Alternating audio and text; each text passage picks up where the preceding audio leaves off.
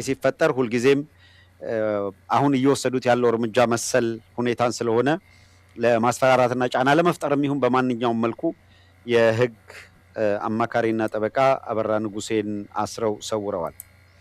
ይሄንን ካልን ወደ ሁለተኛው የምንመጣው የአብይ አህመድ አገዛዝ በየዕለቱ የሚያደርገውን እንቅስቃሴ በጥንቃቄና በትኩረት ነው የምንከታተለው።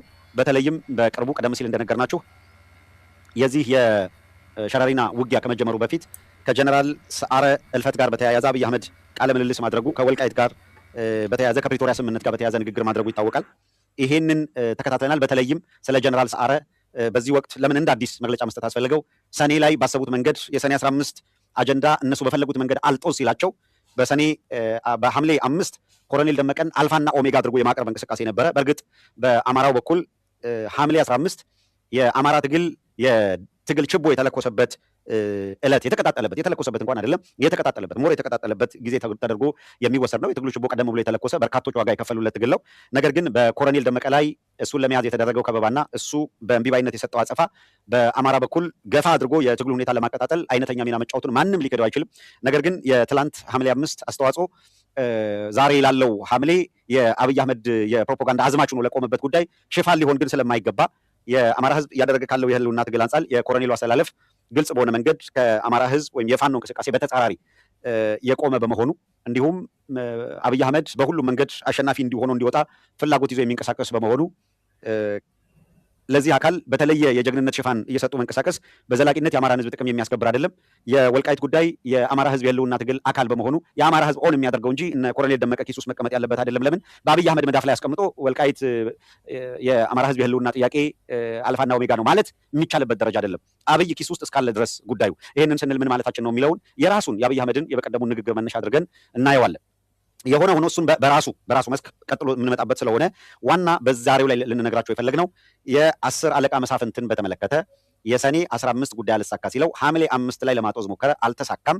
ስለዚህ ቀጣዩ እንቅስቃሴ የሰኔ 15ን ጉዳይ በወረሃ ሐምሌ አጀንዳ አድርጎ አምጥቶ የሚቻል ከሆነ በአማራ ውስጥ የእርስ በርስ ክፍፍል የመፍጠር አጀንዳ፣ ይሄ የማይሳካ ከሆነ ደግሞ በአማራና በትግራይ በኩል የቅራኔ መነሻ እንዲሆን ነው።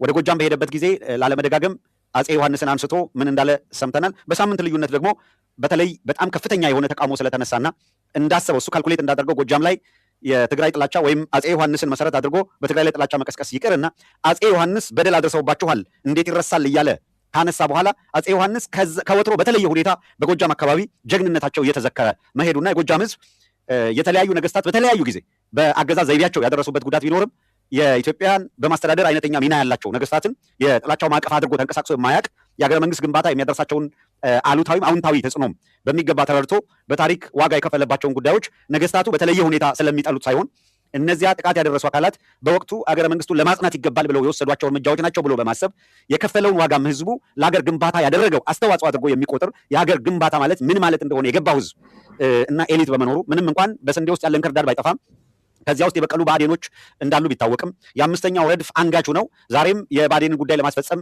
በአማራ ትግል ውስጥ እንደ ጭቃ ውስጥ ሾህ የተሰገሰጉ እዚህም እዚያም ያልጠፉ ቢሆንም እንኳን ጊዜው ደርሶ የለየ መስመር እየያዘ እየተነቀለ የሚጣል በመሆኑ በተለይም መኸር ሲመጣ ከሰብሉ መካከል እንክርዳዱ ተለቅሞ ዋናውን ሰብል እንዳይጎዳ በመኸር ወደ እሳት የሚጣል ስለሚኖር ራሱን እየላየ ምርትና ግርዱ ወቅቱን እየጠበቀ እየለየ ይሄዳል የሚለውን መርህ የሚከተል ህዝብ ነው።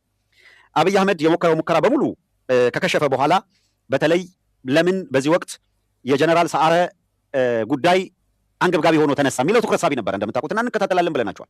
ቀደም ብለንም 10 አለቃ መሳፍንትን ወህኒ ቤት ከጣሉ በኋላ ተከታትለን ሰሞኑን እንዳቀረብንላችሁ 10 አለቃ መሳፍንትን 3 ጊዜ ዜና አስነግረው ሊያመልጥ ሲል በቁጥጥር ስር ዋለ አሉ።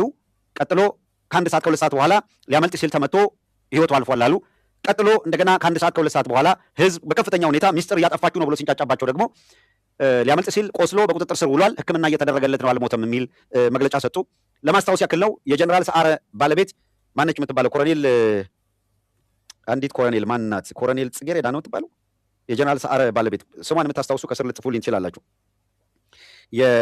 የሰዓረ ሚስት ኮሎኔል ጽጌ ካልተሳሳትኩኝ ኮሎኔል ጽጌ ነው የምትባለው።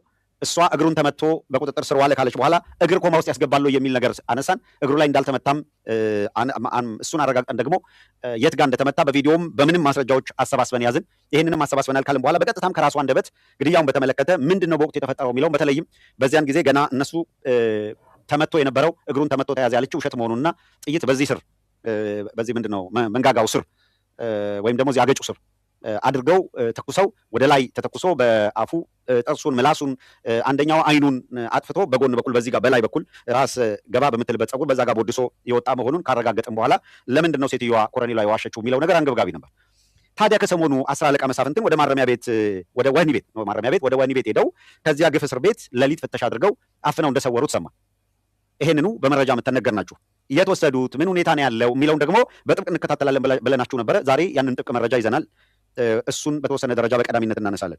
10 አለቃ መሳፍንትን ከወህኒ ቤት አፍነው መልሰው አውጥተው እየቀጠቀጡ በካቴና አስረው ይዘውት ሄዱ። ከደህንነትና ከፌዴራል ፖሊስ ይወጡ ሐምሌ 18 ማታ ሐምሌ 18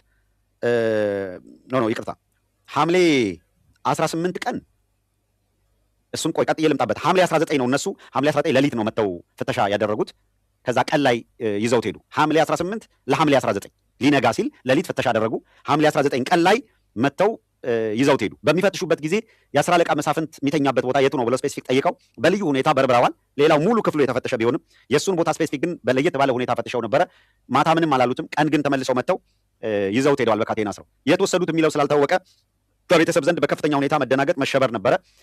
እኛም ይሄን ሁኔታ እየተከታተልን ባለንበት አብይ አህመድ ከሰዓረ ጋር በሃይስኩል ቦርዲንግ አብረን ተምረናል፣ ረጅም ጊዜ አሳልፈናል፣ ወዳጅ ነበረን አለ። ይሄ ወዳጅ ነበረን ብቻ ሳይሆን እንዳውም ሰዓረ በተመለከተ ከዳተኛ ነው፣ የትግራይ ህዝብን ከድቷል የሚል መልእክት ማስተላለፈ። በምን ሰዓረ ዋነኛው የለውጥ ኤጀንት ነበረ ኢህአዴግን ለማፍረስ የሚል ነገር ተናግሯል። በቅርበት እንሰራ ስለነበረ ኤጀንት ነበረ ይላል። እንግዲህ አብይ አህመድን የመጪው ጊዜ ጠቅላይ ሚኒስትር ይሆናል ብለው እነ ሰዓረ አብይ ባለስልጣን ሆኖ ከአብይ ስልጣን እንቀበላለን ብለው ሰጥተዋል ብሎ ማመን እንደው ፈጽሞ የሚታሰብ አይደለም። የሳሞራን ነግረናቸዋል፣ ያው የሚታወቅ ነው። መጀመሪያም አብይ ለሳሞራ በልዩ ሁኔታ ሴት አቀባይ መልማይና ሴት አቀባይ ሆኖ ነበረ ሲሰራ የነበረው። ስለዚህ ከሳሞራ ጋር ልዩ ወዳጅነት ነበራቸው፣ ይሄ ግልጽ ነው። በሳሞራና በጌታቸው አሰፋ ደግሞ መካከል ልዩነቶች ነበሩ። በጌታቸው አሰፋና ወልደስላሴ ወልደ ሚካኤል ልዩነቶች ነበሩ። ወልደስላሴ ወልደ ሚካኤል የሀገር ውስጥ ደህንነት ኃላፊ ነው። የጌታቸው አሰፋ ብሔራዊ ደህንነት ኃላፊ ነው። ሳሞራ የኑስ የመከላከያ ኤታማዦር ሹም። በእነዚህ በደህንነት በሀገር ውስጥ ደህንነትና በመከላከያ ኃላፊዎች መካከል በሶስቱ መካከል ያለው ልዩነት ነገሩን የበለጠ እየለጠጠውና እያሰፋው ሂዶ ለእነሱ ኮላፕስ ለማድረግ ምክንያት ሆኗል። ግልጽ ነው። ሰዓረን ግን በምን ምክንያት እንደገደለው ይታወቃል። ሰዓረና አብይ እንዴት ያለ የመረረ ጸብ ውስጥ እንደገቡ ከማንም በላይ ጀነራል አበባው፣ አሁን የብርሃኑ ጁላ ምክትል ሆኖ ያለው አበባው፣ እኛ በነበርንበት በቀድሞ ሚዲያ ላይ በነበርንበት ከዛም በኋላ ቀድሞ በነበርንበት በኢሳትም ከዚያም በኋላ ባሉት ጊዜያቶች በተከታታይ አግኝቶን መረጃ እንደተቀበልን ነግረናቸዋል። በድምፅ ማሰምተናቸዋል። በዚያ ላይ ሰዓረ ከአብይ ጋር ቅራኔ ውስጥ መግባቱን ከጀነራል አበባው አንደበት ተሰምቷል። እንደምታውቁት የቅራኔው ምንጭም የመከላከያ ሄድኳርተር ለአረቦች በፈለጉት መንገድ እንዲቃኙት መፍቀዱ የአገሪቷን ሕልውና አደጋ ላይ ይጥላል የሚል ጥያቄ ሰዓረ ማንሳቱ፣ በዚህ ምክንያት በአብይ ጥርስ ውስጥ መግባቱና ኦህዴድ በሰዓረ ላይ ጥርስ እንደነከሰ ሲነግረን እንደቆየ ታውቃላችሁ። ይህንን መረጃ ነግረናቸዋል። አሁን ግን ለምን በዚህ ወቅት አብይ አህመድ ሰዓረን በተመለከተ ማስተባበያ ለመስጠትና የጀነራል ሰዓረና የገዛይን ግድያ በተመለከተ መሳፍንትን ከእስር ቤት 10 አለቃ መሳፍንትን ገዳይ ብሎ በእንደዚህ አይነት ኮንስፓይረሲ እስር ቤት ያስቀመጠው ልጅ ለምን ከወህኒ ቤት አስወጥቶ ወሰደው? አብይ አህመድ ለምን መግለጫ ወደ መስጠት ገባ የሚል ጥያቄ ማንሳታችን አይቀርም።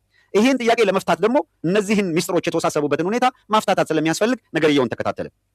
አዳምጡን፣ ተከታተሉን። ይሄ አሁን የምንነግራችሁን ሀቅም ለሌሎች እንዲደርስ በማድረግ ረገድ ኃላፊነታችሁን ተወጡ። በነገራችን ላይ የሰዓረንን እና የነገዛይን ግድያ በተመለከተ ለማድበስበስና ያም 10 አለቃ መሳፍንት ከጀነራል አሳምነው ተልእኮ ተቀብሎ እርምጃ እንደወሰደ ለማድረግ ያችን ፍሬም ለማድረግ የሞከረባትን አደገኛ ክፉ ሰይጣናዊ ተግባር እንዴት አድርጎ ሊያስተባብርና ሊያድበሰብሰው እንደሄደ እናያለን። እንደነገርናችሁ ሐምሌ 19 ሌሊቱን ከፈተሹ በኋላ ቀን ላይ መሳፍንት 10 አለቃ መሳፍንትን ይዞ ሰወረ። ከዛ በኋላ ወደ ሚዲያ መግለጫ መጣ አብይ አህመድ። በጥድፊያ ሰዓረ ጓደኛው እንደሆነ በሰዓረ ግድያ እጁ እንደሌለበት ለማስተባበል ሞከረ። ከዚህ ሁሉ ዓመት በኋላ የሰዓረም የገዛይም ግድያ በተመለከተ እንዲሁ ደመከልቡ ነው ቀሩ እንጂ ምንም አይነት እውነታ እንዳልወጣ ይታወቃል። የአጫሉ ሁንዴሳ ግድያን በተመለከተ ምንም አይነት ስለ ገዳዮቹ ዱካም የለም እና አብይ አህመድ እንዴት እንዳደረጉት አንድ የተረጋገጠው መረጃ አጫሉ ሁንዴሳ አርቲስት አጫሉ ሌላ ቦታ ተገሎ እዚያ ቦታ ላይ ተገደለ የተባለበት ቦታ ላይ ግን ሌላ ቦታ ገለው አምጥተው እዚያ እንደጣሉት ግን ታውቋል። ይሄንንም የአብይ አህመድ ኢንተለጀንስ አይደለም፣ መርማሪ ክፍል አይደለም፣ ቤተሰቦቹን በልዩ ሁኔታ ይሄንን ያረጋገጡት አሁን በቅርቡ ነው። ስለዚህ ማን ግድያውን ይፈጽማል? እስካሁን የተደረጉ ግድያዎች የኢንጂነር ስመኘውም 8 ዓመቱን አስመልክቶ ከሰሞኑ በተለያየ መልኩ ሲታወስ መቆየቱ ይታወቃል። አሁን ዋናው ትኩረት እነ ሰዓረ ጋር በተመለከተ ምን ከንሰርን ኖሮት ምን አስጨንቆት አብይ አህመድ ወደ ሚዲያ መጣ? ለምንስ መሳፍንትን ከእስር ቤት አውጥቶ ወሰደው? ይህንን መረጃ መከታተል ነው። ይህ የምትከታተሉት ኢትዮ ሰገነት ሚዲያ ነው። ይሄ ሚዲያ ደግሞ ዋነኛ ትኩረት አድርጎ የሚሰራው የአገዛዙን ዱካ ተከትሎ ገመናውን ማጋለጥ ነው። ኮንስፓየር ሲያደርጉ ያንን መፍታታት ነው። መረጃ ሲያደበሰብሱና ሲደብቁ መረጃውን በማስረጃ አስደግፎ ማጋለጥ ነው። በዚህ ረገድ ዱካውን ተከተልን። ቀደም ሲል ስንከታተል የነበረውን ጉዳይ ስለሆነ 10 አለቃ መሳፍንት ሐምሌ 18 ቀን ከነበረበት አባ ሳሙኤል እስር ቤት ስልክ ይደውላል። ተከታተሉ። ይሄንን ጥብቅ መረጃ ነው። 10 አለቃ መሳፍንት ስልክ ይደውላል። ስልክ የታገኘ ምናምን እሱ እኛን የሚመለከት ጉዳይ አይደለም። ዞሮ ዞሮ ግን ስልክ ደወለ። የደወለው የጀነራል ሰዓረ ባለቤት ኮሎኔል ጽጌ ጋር ነው። ከደወለላት በኋላ የምደውልልሽ ግልጹን የነገራት ከእስር ቤት ነው። አንድ እውነት እንድታውቂ ነው የሚጸጽተኝ የሚቆጨኝ፣ እውነቱን ሳታውቂው እንዳትቀሪ ማስረዳት ስላለብኝ ነው ይላታል። ኮሎኔሏን ጀነራል ሰዓረንም ሆነ ጀነራል ገዛይን እሱ እንዳልገደለ ግድያውን የፈጸሙት ልዩ የመንግስት ኮማንዶዎች ስለመሆናቸው አስተውሉ። ግድያው የተፈጸመው በልዩ ሁኔታ በሰለጠኑ የኮማንዶ ኃይሎች እንደሆነና እሱንም እዚያው ከነገዛይ ጋር ከነ ጀነራል ሰዓረ ጋር ገለናል ብለው እዚያው ደፍተውት እንደሄዱ ነገራት። አሁን ሐምሌ 18 ይሄንን ነግሯት እያለ ነው አሳዛኙ ነገር የጀነራል ሰዓረ ባለቤት ይሄን መረጃ ስታገኝ ከዚህ ቀደም እንዳልኳችሁ በጀነራል ሰዓረና በጀነራል ገዛይ ግድያ ጉዳይ አጭበርብራለች፣ ዋስታለች። ኮሎኔል ጽጌ ዋሽታለች። የሰዓረ ባለቤት ዋሽታለች። መሳፍንት ተታኩሶ እግሩን ተመቶ ተያዘ ብላለች። መሳፍንት አልተታኮሰም፣ እግሩን ተመቶ አልተያዘም። በጥይት ተቦድሶ ጀነራል ሰዓረም ገዛይም ከፍተኛ በርካታ ጥይት ተረከፍክፎባቸው ሲሞቱ 10 አለቃ መሳፍንት ግን ፕሮባብሊ መጀመሪያ ጠባቂ ስለሆነ እሱ ነው መጀመሪያ ተይዞ ሊመታ የሚችለው። ስለዚህ መጀመሪያ መተው በዚህ ጥይት አስገብተው ይህንን ቦድሰው ከመጡት ከጣሉት በኋላ እነዚያኞቹን በበርካታ ጥይት ተደብድበው ነው የሞቱት። ሰዓረም ገዛይ ደውሎ ይህንን ነው የነገራት። እንዳይጸጽተኝ እንዳይቆጨኝ ይህንን እውነታ እንድታውቂ ብዬ ነው። እውነታው ይሄ ነው። እኔ ምንም በዚህ ግድያ ላይ አልተሳተፍኩም የሚል ነገር ነገራት። ይህንን ወስዳ ለብሔራዊ መረጃና ደህንነት ለአብይ አህመድ መረጃው እንዲደርስ አደረገች። ኮሎኔል ጽጌ ደውሎልኛል፣ ደውሎ ይህንን ብሎኛል አለቻቸው። እነሱ ወደ ወህኒ ቤት ሄደው አፍነው አመጡ። ምክንያቱም የልዩ ኮማንዶዎች እንደገደሉ መጥተው ከመናገሩ ጋር ተያይዞ ይሄ ሰውዬ በማረሚያ ቤትም ከማረሚያ ቤት ውጭ ላሉ አካላት የግድያው ሂደቱን በተመለከተ አብራርቷል ማለት ነው ወደሚል የደረሱት። እዚህ ጋር አንድ ኦነስት ሆኜ የምነግራችሁ ነገር አለ።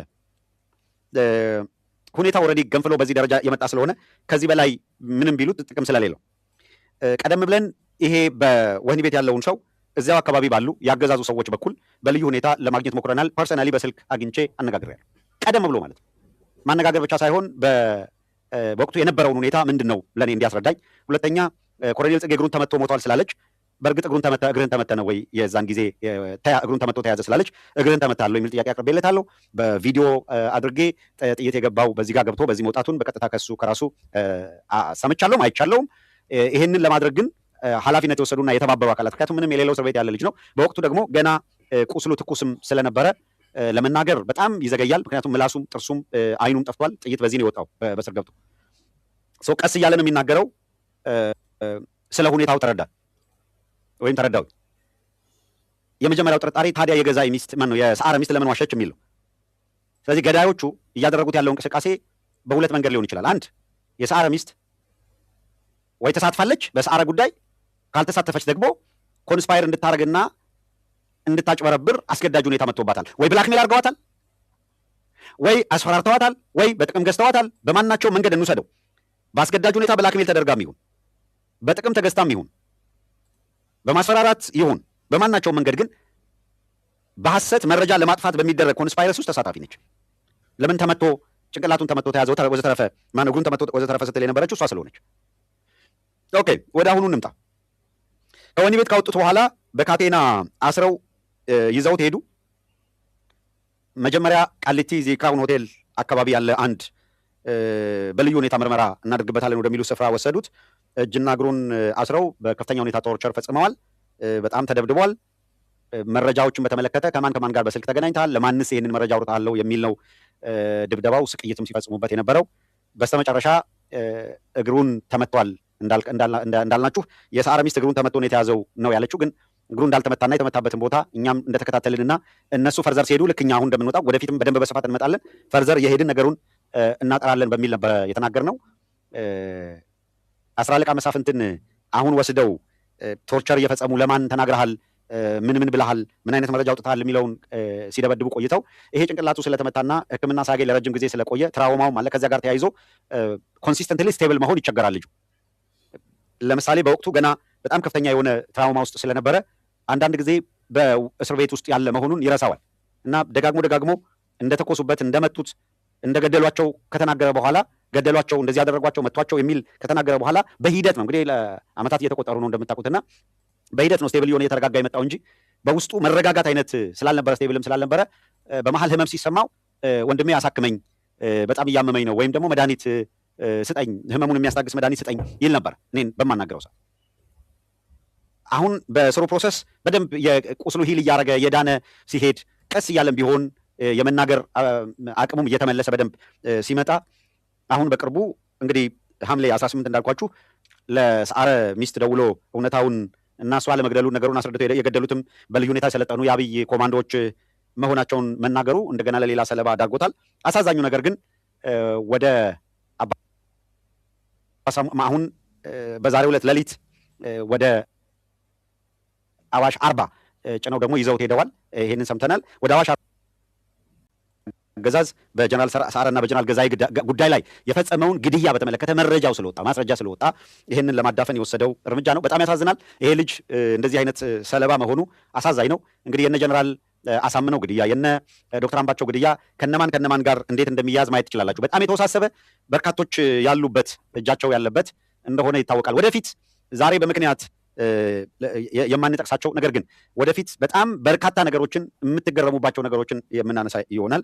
ለማንኛውም ግን ከገዛኢ ጋር እና ከሰዓረ ግድያ ጋር በተመለከተ መሳፍንት ላይ ያደረሱት ይሄ ነው። ከዚህ በላይ ይህንን ነገር ብንለውም ባንለውም ምንም ሊመጣ የሚችል ነገር የለም። ኦልሬዲ አገዛዙ በዚህ ደረጃ ፈርዘር ፋር ስለሄደ ከዚህ በኋላ ምንም ለማድረግ ይሄንን ልጅ አይመለሱም። እውነታውን ህዝብ እንዲያውቀው ማድረግ የተሻለ ነው ብለን ስላመንን ነው ለአመታት ሁኔታዎቹን ስንከታተል፣ ዱካ ስንከታተል፣ መረጃ ስናሰባስብ ስንሰራ የቆየንበት ነገር ይዘን የመጣ ነው። ይህንን ይመስላል። ሁለተኛው እዛው ይሄ አባ ሳሙኤል የሚባለው የማረሚያ ቤት ያለው አደገኛ የወንጀል ቡድን በተመለከተ ያሉ ሁኔታዎች ምን ይመስላሉ የሚል ነው። በሚያሳዝን ሁኔታ እንደምታውቁት የአባ ሳሙኤል ማረሚያ ቤት የሚባለው ተቋም በርካታ ወንጀል የሚፈጸምበት ተቋም ሆኗል። በቅርቡ በተለይ ከአባ ሳሙኤል ማረሚያ ቤት ጋር ከምግብ አቀራረብ ጋር በተመለከተ 27 እናያለን። ከምግብ ዝግጅትና አቀራረብ ጋር በተያያዘ በጣም አሳዛኝ ሁኔታዎች መከሰታቸውን ነግረናችሁ ነበር። ይሄንን ሊያስታውሰን የሚችል አንድ ቪዲዮ እንመለከትና ሊያስታውሰን ይችላል። እሱን ቪዲዮ ከተከታተልን በኋላ ቀጥሎ የወንጀል ቡድኑ ምን ሰራ የሚለውን ደግሞ የምንነግራችሁ ይሆናል። እንዴት አይነት አሳፋሪዎች እንደሆኑ፣ እንዴት አይነት አደገኛ የወንጀል ቡድን ትንሽ ሳጥናለሁ አደገኛ የወንጀል ቡድን እንደሆነ እንድታዩት ስለሚያስፈልግ ጭምር ነው። ይሄ ስብስብ በማረሚያ ቤት ታራሚ በዚህ ሰዓት በአንድ ቀን 22 ብር ይቀጥል ያድራል ብሎ ቋንቋ በራሱ በጣም ልጭ አርጋ አንድ ታራሚ በዚህ ሰዓት በአንድ ቀን 22 ብር በጀት በ22 ብር በልቶ ያድራል ብሎ ቋንቋ በራሱ በጣም ልጭ አርጎ የሰብአዊ መብትን መጣስ ሳይሆን ማውደም ነው ብዬ ነው የሚገባኝ። ማለት በ22 ብር ምንድን ነው የሚደረገው? እስቲ ይንገሩ። በ22 ብር እንዴት ተስተዳድራላችሁ ብትጠይቅ እኮ እንዴት ካልዋሻችሁን በስተቀር ከኪሳችሁ አታውጡም። ካልዋሻችሁን በስተቀር አንድን ሰው በ22 ብር ማስተዳደር ይቻላል በቀን? ማረሚያ ቤቶች አካባቢ ላይ ደግሞ እንደዚህ አይነት ችግር እያለበት ማረሚያ ቤቱ እንግዲህ በተመሳሳይ ይመስለኛል የአንድ ሰው በጀት 22 ብር በዚህ ሰዓት ከኑሮ ውድነቱ ጋር ያልተገናዘበ እንዴት አድርጋችሁም ይህን ታራሚ መቀለብ እንደምትችሉ በጣም የሆነ ምንድነው ተአምር አስማት ነው የሚመስለው። ስለዚህ እኚህ ታራሚዎች የምንበላው እንትን ውሃ ነው የቀጠነ ነው በቃ ጎርፍ ነው ቢሉ ለበሽታ የሚያጋልጥ ነው ቀጭቀጭ የሚበዛበት ነው እህል መሆኑንም እንጠራጠራለን ቢሉም ያምርባቸዋል። ምክንያቱም 22 ብር በጀት ይዛችሁ ደህና ነገር ቀልበናል ማለት የሚቻል ስለማይመስለኝ፣ ነገር ግን እንዲህ አይነት ችግር እያለባችሁ ይሄ ሙዝ ፍራፍሬ ምናምን ከ1 ኪሎ በላይ ማስገባት አይቻልም የሚባልበትም ማረሚያ ቤት አለና በሶ መከልከሉ ስለምንድን ነው? በጀቱ በዚህ ደረጃ ትንሽ ከሆነ በቤተሰብ በኩል የሚመጡ ቀለቦችን በገፍ ቢገባም ብዙ ሊያስጨንቃችሁ ይገባል። አለበለዚያ ሌላ ቴክኒካል ምክንያት ካለው ቢነግሩኝ። የቀለቡ ጉዳይ ላይ ችግሩ አለ። ችግሩ እንዳልኩ 22 ብር ነው ያው ቅርብ ጊዜ ነው የተሻሻለው። አንድ ዓመት ተኩል አካባቢ ነው። ግን ኢሚዲየትሊ እንደተሻሻለ ደግሞ ያው የገበያ አንስታቢሊቲ ተፈጠረ። በዛ ምክንያት ተሻሽሎ ነው 22 ብር ነው። አዎ ከስንት ብር? ከ15 ብር። ስለዚህ ይሄንን ኢሚዲየትሊ ግን ችግሩ በጣም ሳንፉል ስለሆነ ዝርዝር ጥናቶችን አጥንተን ያው ወደሚመለከተው ክፍል አቅርበናል። ያው አንድ የቤተሰብ ጉዳይ ብቻ አይደለም፣ ብዙ ሌሎች ነገሮች የሚታዩ አሉ። ከዚህ ጋር አብሮ የሚታዩ የሚሻሻሉ እነዚህ ነገሮቹ ያው በሚመለከተው አካል እየታየነ በቅርብ ምላሽ ይገኛል ብዬ አስባለሁ። ግን እስካሁን ድረስ ይሄ ወይ ምንድን ለምን አልሆነም ወይ ደግሞ እቺ እንዴት ናት መፍታት የምለው ያው የሀገራችን ሁኔታ የምታውቁት የጦርነቱ ሁኔታ የአንስታቢሊቲ ሁኔታ የምታዩት ነው። በዚህ አይነት ሁኔታ ያው ያለው ነገርም ተረድቶ ባይዘው ታራሚዎቻችን እኔ ምለው በጣም አይደለም የምንረዳውን ነገር መረዳት ነው። ኮሚሽነር አንድ እንደሰማችሁት ዳቦዋች ናት ለታራሚዎች የሚቀርብ ዳቦ አንድ ዳቦ ተብላ የምትቀርበው አሁን የምትመለከቷት ዳቦ ናት። ወጥ ብለው የሚያቀርቡት የተመለከታችሁት ነበረ። ወጥ በቃ እንደ ወጥ እየቀረበላቸው ያለው ይሄ ነው። እንጀራው የሆነ ምን እህል አይደለም ይውላችሁ፣ ይሄ ወጥ ተብሎ ይሄ ነው የሚቀርበው። እንዴት ያለ በሽታ ላይ እየወደቁ እንደሆነ ማለት ነው። በ22 ብር አሁን በውጩ አንድ ዳቦ የምትገዙበት ማለት ነው። ያውም አዶኖ ደህና ዳቦ ይገዛ እንደሆነ 22 ብር አላውቅም። እንዲህ ላለ በሽታ እየተዳረጉ ከውጪ ከቤተሰብ ምግብ አይገባም ብለው ከለከሉ። ከቤተሰብ ምግብ አታስገቡ ብለው። ለምንድን ነው ከቤተሰብ ምግብ ክልከላ የተደረገው? ጥያቄ ይሄ ማን ነው ስሜነ ባይፈርስ ኮሚሽነሩን የጠየቀው ጥያቄ ነው የሰማችሁት። ታዲያ ለምንድን ነው ከቤተሰብ ምግብ እንዲገባ የማትፈቅዱት? ማረሚያ ቤቱ ማቅረብ ካልቻለ ይህን የምታቀርቡ ከሆነ በሽታ ላይ የጣላቸው ከሆነ ከቤተሰብ ሲመጣ ደግሞ አናስገባም ለምን አላችሁ ለሚለው ጥያቄ ይህ ነው የተባለ ምላሽ ሲሰጥ አታዩ። ምንም ሊመልስም አይችልም። ያው እንደለመደው ከማጭበርበር እንደለመደው ከማሳሳት የዘለለ ለምን ለሚለው የተሰጠ አንዳች ምላሽ አታገኝም። በሚገርም ሁኔታ ግን ለምንድን ነው እንደዚህ ማረሚያ ቤት እዚህ ወህኒ ቤት ውስጥ እንደዚህ ያለ ስቃይ የሚፈጽሙት የሚለውን ለማየት አሁን እንደገና የተላካለ ለማየት አንድ በጣም የሚገርም ነገር ስንከታተል አገኘን። የማረሚያ ቤቱ ኃላፊዎች ከዚህ ቀደም ነግረናቸዋል፣ በተለያየ መንገድ በወንጀል የሚሳተፉ እንደሆነ። እነዚህ በኃላፊነት በማረሚያ ቤት ውስጥ ኃላፊነት ወስደው ወይም ስልጣን ይዘው እየሰሩ ያሉ አካላት ምን አይነት ወንጀል እየሰሩ ነው የሚለው መጀመሪያ ቡድኖቹን እናያቸው። ይቅርታ እዛው ላይ ይህንን ቀጥሎ እንመጣበታለን። የስ እሱም ቲም ኮሚሽነር ሉባባን በተመለከተ ከዚህ ቀደም ቀጥታ የተሟላ መረጃ በድምፅ የኮሚሽነር ሉባባን ድምፅ ይዘን ወተን ምን ስትሰራ እንደነበረ ነግረናቸዋል። ኮሚሽነር ሉባባ ማለት እዛ ኒቃብ ምናምን ያደረገ ጃብ ያደረገችው ናት። ኮሚሽነር የኑስ የሚባለው ማይክ ይዞ የምታዩት ነው። እነዚህ በያቺ ፍትህ ሚኒስትር የዶክተር ማነው ጌዲዮን ጢሞቴዎስ ባለቤት ናት። እነዚህ ይሄ የምታዩት ቲም በአጠቃላይ በወህኒ ቤት የሚፈጽመውን ግፍ የሚመራ አደገኛ ቡድን ነው። ይሄ ስብስብ በከፍተኛ ሁኔታ በእስር ቤት የሚፈጽም ወንጀል እየፈጸመ ነው ያለው። እነ አብዲ ኢሌ ከኃላፊነት ሲወርዱ ጉድጓድ እየታየ እንደዚህ አይነት ጉድጓድ ውስጥ ወንጀል ሲፈጽሙ ነበረ የተባለው ነው። ይሄ ስርዓት ብዙ እድሜ ያለው ስርዓት አይደለም። ይሄ እነዚህ የምታዩቸው ስብስብ ፎቶግራፋቸውን ያዙ። ይሄ ስብስብ ዛሬ እየፈጸመ ላለው ወንጀል ነገ እንዳለፉት ጊዜያቶች የሚታለፍ ጉዳይ ስላልሆነ እነዚህ አካላት በእያንዳንዱ ቀን እየፈጸሙት ላለው ግፍ ይጠየቁበታል።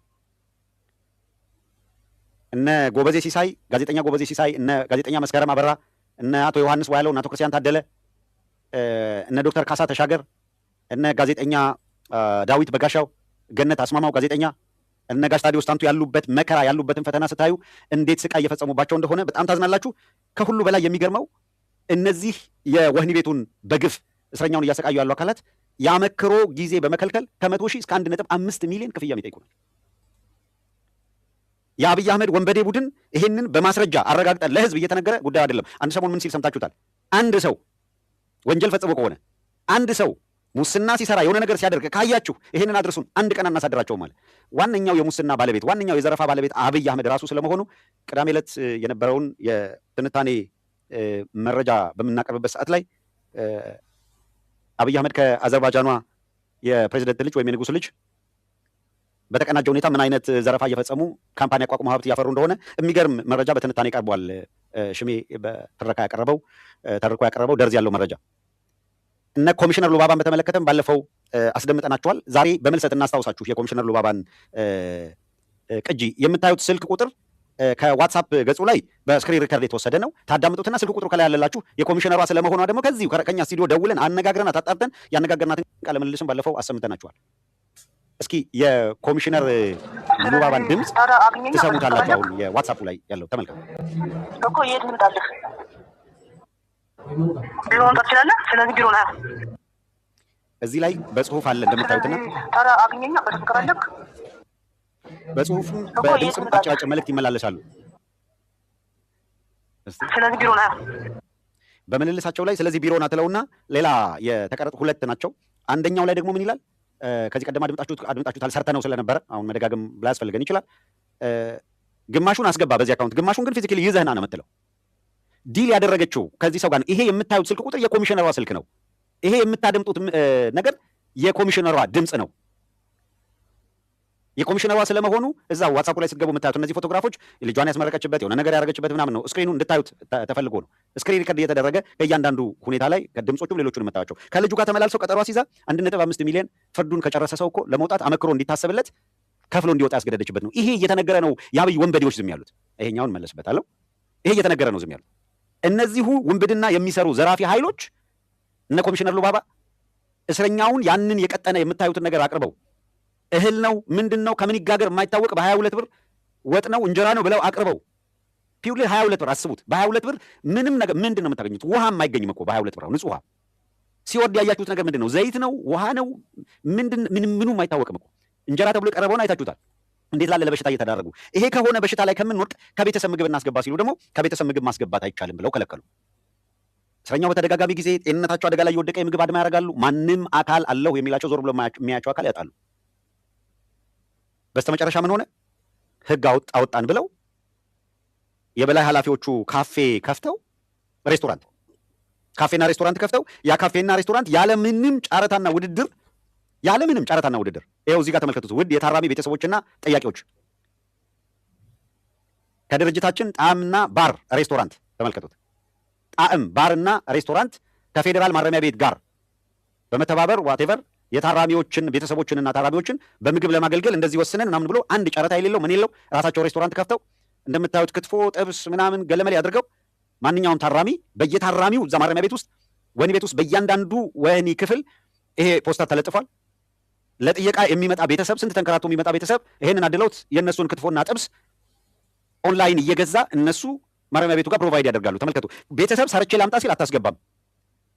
እነሱ ከከፈቱት ሬስቶራንት ግን ዴሊቨሪ ማዘዝ ይቻላል። እነዚህ በምታዩቸው ከስር ባሉ ስልክ ቁጥሮች ደውላችሁ ነው ክትፎ ስጡልኝ፣ ጥብስ ስጡልኝ የምትሉት። በዚህ ደረጃ አረመኔ ቡድን፣ ጨካኝ ቡድን። አሁን አንዲት ልጇ በግፍ የታሰረባት ምስኪን እናት ሰርታ መውሰድ እንኳን ትቸገራለች። እንኳን ከነሱ በየቀኑ ጥብስና ክትፎ ልታዝ ለልጇ።